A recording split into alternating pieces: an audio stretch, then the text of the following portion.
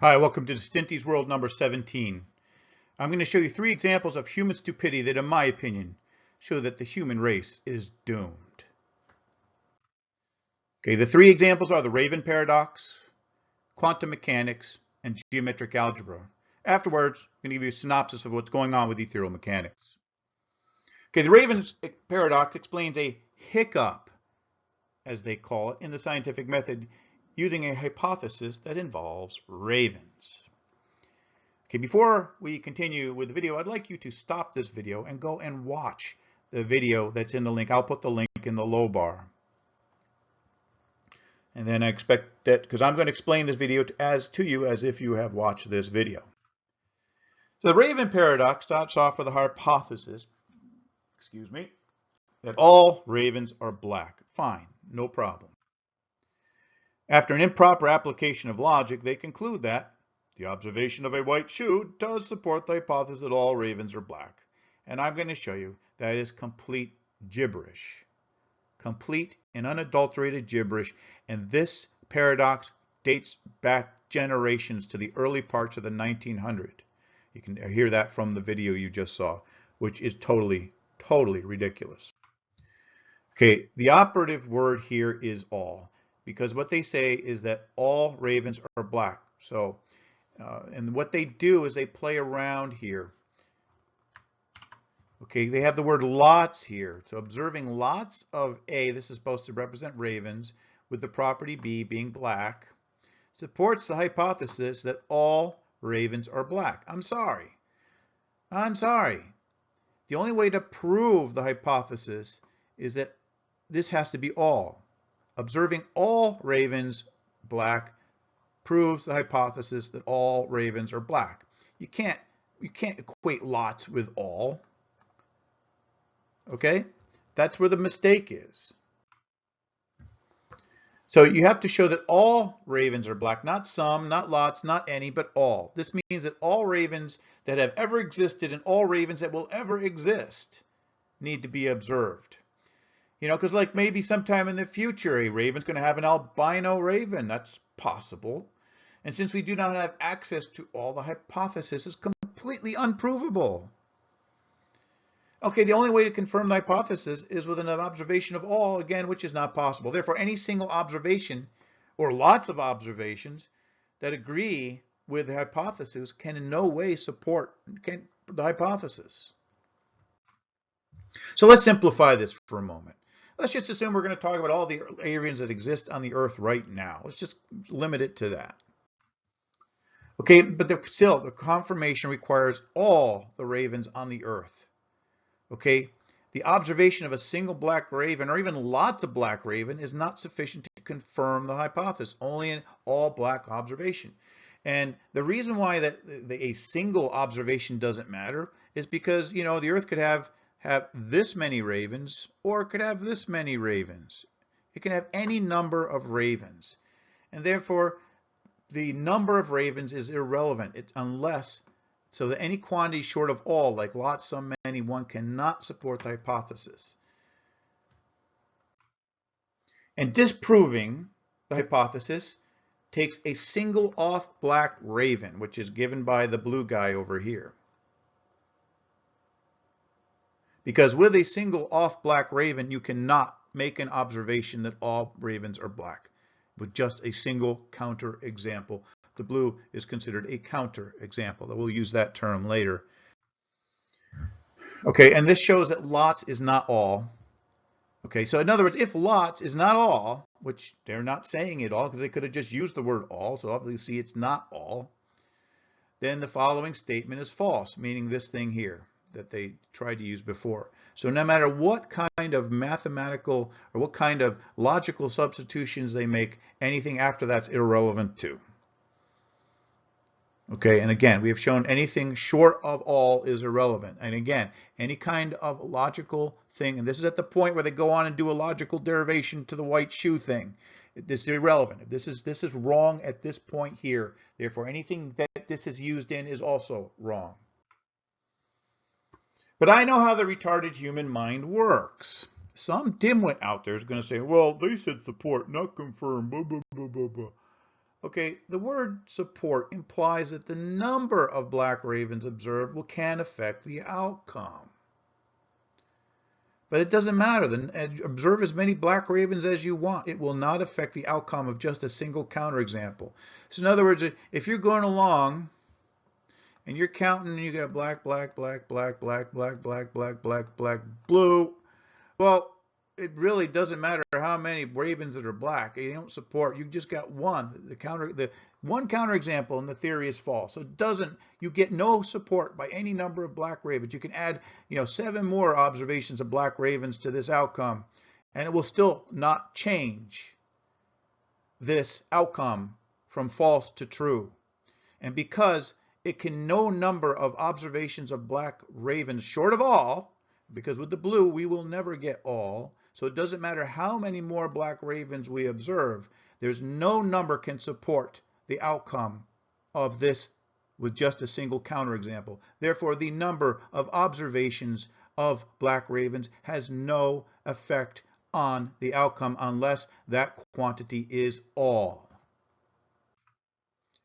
Karl Popper.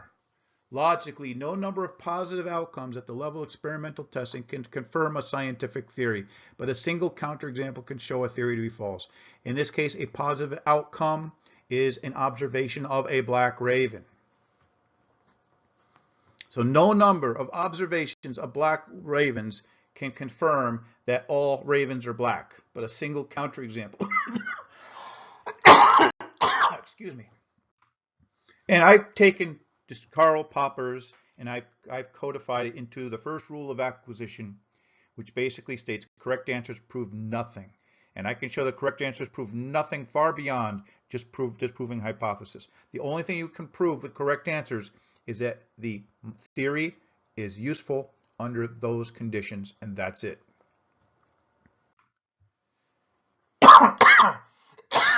Excuse me. So the baloney with the white shoe is that they're using logical inversion, which sometimes allows you to simplify a problem. I call it reciprocal thinking. In this case, it doesn't, because if all ravens are black, then what you can say is that all things that are not black can't be a raven. And a white shoe isn't black. Therefore, it can't be a raven. So in other words, instead of trying to observe all ravens, you can observe everything else that isn't black, but it still requires you to observe everything in that other set. Because as long as you don't find a raven in that other set, then you can prove your hypothesis. The observation of a single white shoe is just as irrelevant as observing a single black raven. You still, because you have the condition of all, that the only way that you can prove using this alternative logic they use is to observe all the items in the universe that are not black. And as long as none of those items are a raven, then you have your hypothesis proven. A single observation of a white shoe is insufficient. It does not support your hypothesis. That's complete and utter nonsense. You need to observe everything in that other set to make sure you don't have just one raven in that other set that isn't black. So that's complete nonsense. So there is no paradox here, just the inability for humans to use proper logical thinking. Again, a confusion between the use of the word all and lots, confusion between prove and supports. It's amazing to me how long this baloney has been promoted as a paradox. And people like Karl Popper got roped into this and couldn't even use his own logic to get out of it. I was able to use his logic to get out of it. And it just shows how stupid humans are. I'm sorry, maybe this video didn't show the full concept of the paradox, but I looked at a couple others and they are saying pretty much the same thing. And so this is ridiculous. Now let's talk about quantum mechanics. Here's a video that I assigned for homework a couple months ago for my Patreon folks. And I was going to ask them some questions about how do the rules of acquisition apply to what the guy says. But I'm going to put that here as instead. In the beginning, the first 7 minutes of this video, at 1:30, 1 minute 30 seconds, there is no disagreement between quantum mechanics and any experiment that's ever been done. Really? Wow. Again, they're using any, all. This is like any is like an all. It's like, holy crap. Okay, and it's 7 minutes. For over 75 years, we've been using them, the quantum, quick, in experiment after experiment. The quantum laws have always been right.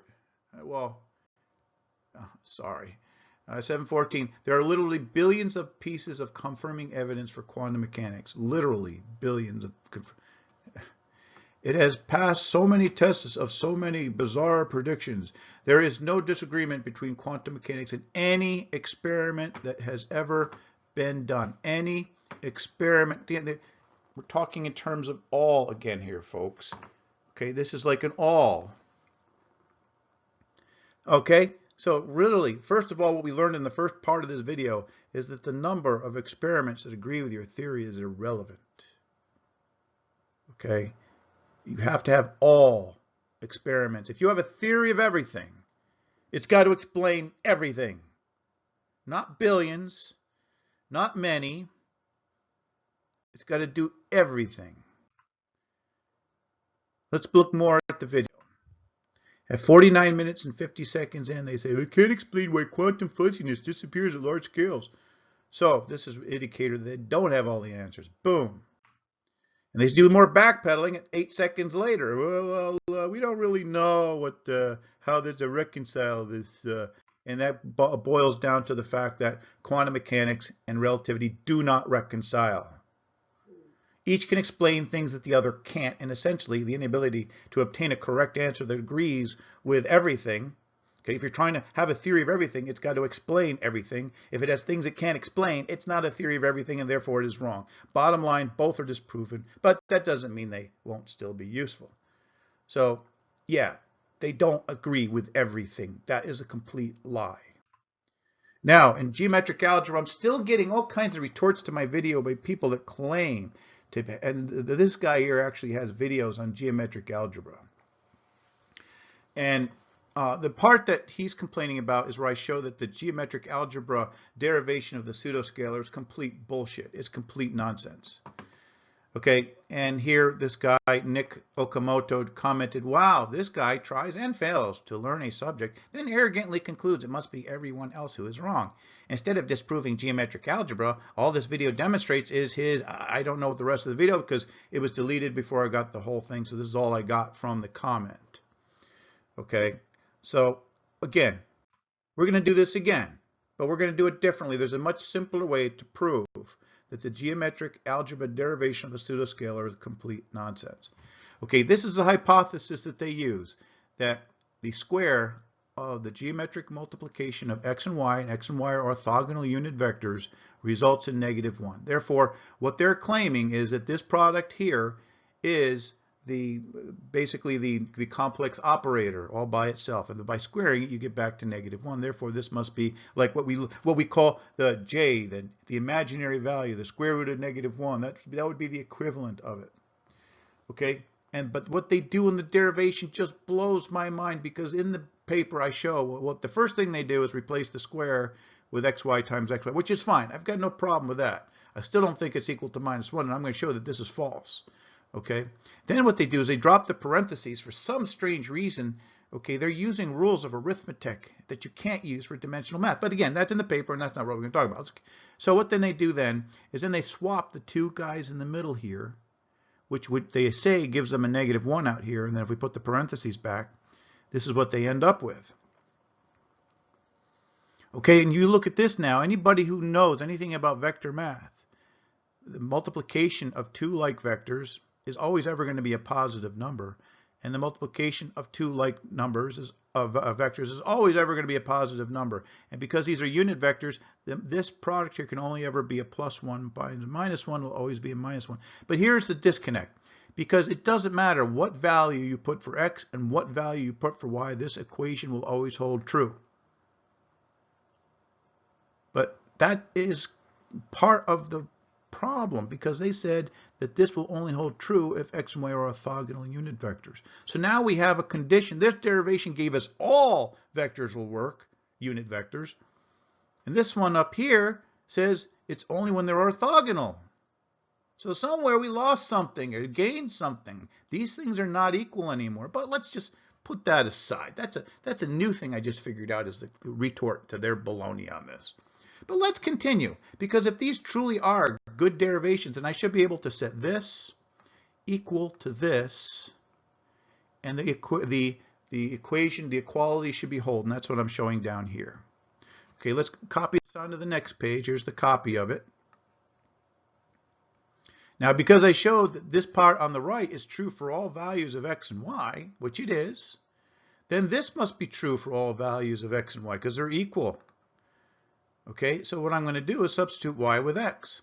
So over here, let's just take this part first down here and substitute xx squared, and that's the same as xx times xx. And anybody who knows for this is, and you got any two like vectors are going to give you a positive value, and because they're unity, that's going to be 1 times 1, which will only ever be positive 1. And that's for all values of x. Now let's take this other half down here, over here, substitute y with x, and we're going to have negative 1 times xx. And this is going to equal to minus 1 for all values of x. Because essentially, this is the same as this. The only difference here, you get a little minus 1 out front. So this, which is equal to this, means this can never be equal. And that's the disproof of the geometric algebra pseudoscalar, because these can never be equal. And more important, the derivation on the bottom here that they come up with, this guy here, this gives us minus 1 for any value of x and y, not just the orthogonal value. So boom. Therefore, geometric algebra has not derived the pseudoscalar, because if I can multiply two parallel vectors together in their little derivation and get positive, a negative 1, then that's wrong. Because two parallel vectors multiplied together in any branch of physics or dimensional mathematics is always a positive number, even in Vortrix algebra. So if you want to go see the other problems I have, the violations of dimensional algebra, which is another way to show that this is wrong, you can go see my paper on Vortrix algebra for free. Go to my Ethereal Mechanics site and search for keywords Vortrix algebra. The paper is free. If you want to get more involved, I have software supplements that are for Patreon members only. So conclusion, these are the 3 things that crossed or maybe recrossed my path in the past week, depending on which one, and they got me aggravated, okay? And so I just have to get this off my chest and redo this, okay? And every time I get frustrated about the widespread incompetence of practitioners, their inability to understand the very stuff they should be expert in, I console myself with the words of Max Planck. A scientific truth does not triumph by convincing its opponents and making them see the light, but because rather the opponents eventually die and a new generation grows up that's familiar with the new theory. So this is really awful, because basically what this says to me is that humans will imprint the first thing they learn and hold on to the imprint beyond all logic and reason until death do them part. So humans are defective, and what I've seen so far is that humans are defective in the use of logic and reason. And perhaps that is the reason why humans repeat history. We repeat history over and over because we never learn from our past. If scientific progress requires imprinting new humans and setting them loose on the world, well, then we are no more advanced than chickens that are easily led to slaughter. So what's going on at the Ethereal Mechanics website? The Patreon page is at etherealmechanics.com. The Vortrix algebra paper is free. Just search for the keywords Vortrix algebra. It's in a PDF, easy to download. The transvariance paper is also out there for free. It replaces special relativity. It uses highly detailed simulations to show that there's many more things than just length contraction time dilation in order to reconcile physics. The links to the simulations are in the paper. You click on the links, you should get to the simulations. If not, let me know, I'll fix them. The intro video to the transvariance is public. Just search for the, I'll try to put the links down in the thing. The problem is the Patreon links seem to change. So for the Patreon links, it's better to go to Ethereal and just search for the keywords. Okay, there's videos and other supplements of transvariance that are for Patreon members only. Next weekend, I'm going to start producing the transvariance for videos for Patreon members only. The people at Patreon site already know the electrogravity paper is underway. The abstract is public, I believe. Correct me if I'm wrong. As will the intro video, which isn't released yet. But there will be an introduction video on the electrogravity paper. The paper that the electrogravity paper is derived from is called New Gravity. That paper is available, but it's been superseded by many more things in the electrogravity paper. But that's at least if you want to see where the electrogravity paper is going, that paper is available also at the Patreon site. Just search for New Gravity. Okay, the electrogravity paper will be made public 3 months after the Patreon members get their shot at it, and the remaining videos and software supplements will be for Patreon members only. So thank you. No more voodoo physics or voodoo mathematics. I don't think I have my link on my Distinti.com website. Has like gone cuckoo. I don't know what's going on. It's interfering with my email and interfering with everything else. I got to find out what's wrong and put this back in order.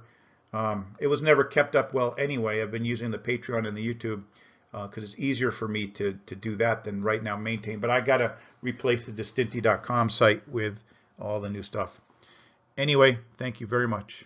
And thank you for my Patreon members for being patient. This is a long slog, but we will get there.